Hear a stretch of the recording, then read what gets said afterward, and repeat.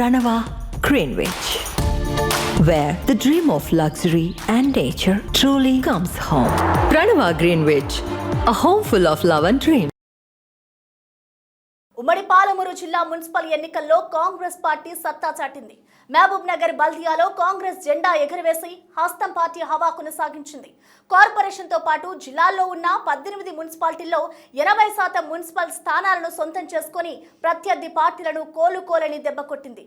రాష్ట్ర వ్యాప్తంగా జరిగిన మున్సిపల్ ఎన్నికల్లో సీఎం సొంత జిల్లా పాలమూరులో వార్ వన్ సైడ్ అవడం కాంగ్రెస్ శ్రేణుల్లో నయా జోష్ నింపింది.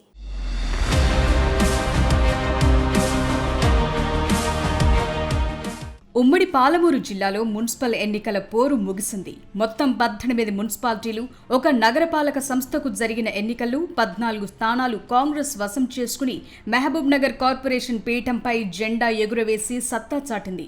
సీఎం రేవంత్ రెడ్డి ప్రాతినిధ్యం వహిస్తున్న కొడంగల్ నియోజకవర్గంలో 90% మున్సిపల్ స్థానాలను కాంగ్రెస్ పార్టీ కైవసం చేసుకుని పట్టు నిరూపించుకుంది. కోస్గి మున్సిపాలిటీలో 16 స్థానాలను క్లీన్ స్వీప్ చేస్తూ ప్రభంజనం సృష్టించింది.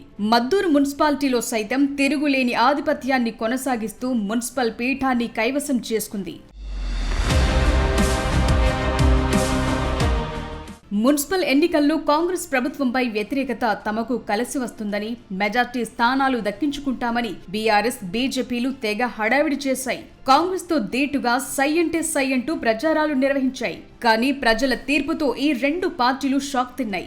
బీజేపీ నారాయణపేటలో మాత్రం గెలిచి సింగిల్ డిజిట్ కు పరిమితమవ్వాల్సి వచ్చింది. అలంపూర్, ఐజా మున్సిపాలిటీలను గెలుచుకున్న బీఆర్ఎస్ జిల్లాలో ఉనికి చాటుకోగలిగింది. ఇక కవిత సారథ్యంలోని తెలంగాణ జాగృతితో పొత్తు పెట్టుకున్న ఆల్ ఇండియా ఫార్వర్డ్ బ్లాక్ అందరి అంచనాలను తారుమారు చేస్తూ వడ్డేపల్లి మున్సిపాలిటీలో విక్టరీ కొట్టింది.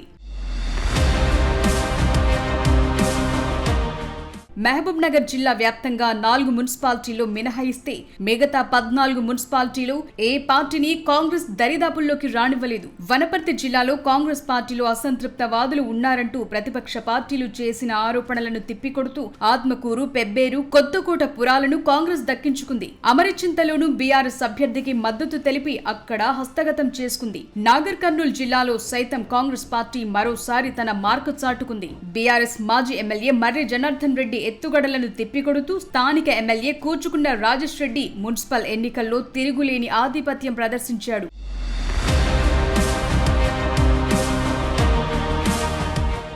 గద్వాల జిల్లా మున్సిపల్ ఎన్నికల్లో హైడ్రామాకు తెరదించుతూ కాంగ్రెస్ పార్టీ మున్సిపల్ పీఠాన్ని కైవసం చేసుకుంది. ఎమ్మెల్యే బండ్ల కృష్ణమోహన్ రెడ్డి రాజకీయ చతురత ఇక్కడ కాంగ్రెస్ పార్టీకి తిరుగులేని ఆధిపత్యాన్నిచ్చింది.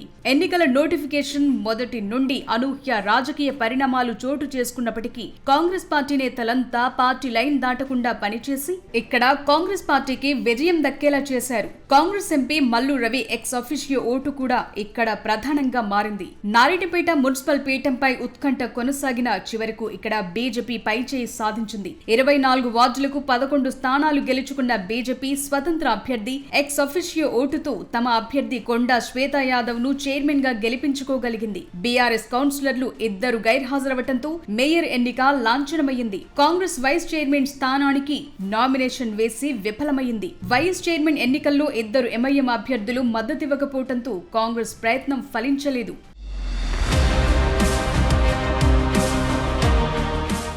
ఉమ్మడి పాలమూరు జిల్లాలో జరిగిన మున్సిపల్ ఎన్నికల్లో మంత్రి జూపల్లి కృష్ణారావు, వాకిటి శ్రీహరి తమ సత్తా చాటారు. మంత్రుల ఇలాకాలు అయిన మక్తల్, కొల్లాపూర్ మున్సిపల్ ఎన్నికల్లో ప్రతిపక్ష పార్టీలు కనీస పోటీ ఇవ్వలేకపోయాయి. ఇక అమరచింతలో మంత్రి ఎక్స్ అఫిషియో ఓటు కాంగ్రెస్ పార్టీకి మరో మున్సిపల్ పీఠాన్ని తెచ్చిపెట్టింది. ఏది ఏమైనప్పటికీ కాంగ్రెస్ పార్టీలో అక్కడక్కడ కొంత అసంతృప్తి వెళ్లగక్కిన అభ్యర్థులను బుజ్జగిస్తూ మున్సిపల్ ఎన్నికల్లో తిరుగులేని ఆధిపత్యాన్ని కొనసాగించింది. కొన్ని చెదురు ఘటనలు మినహాయిస్తే మిగతా అన్ని చోట్ల మున్సిపల్ చైర్మన్, వైస్ చైర్మన్ల ఎన్నిక ప్రశాంతంగా జరిగింది.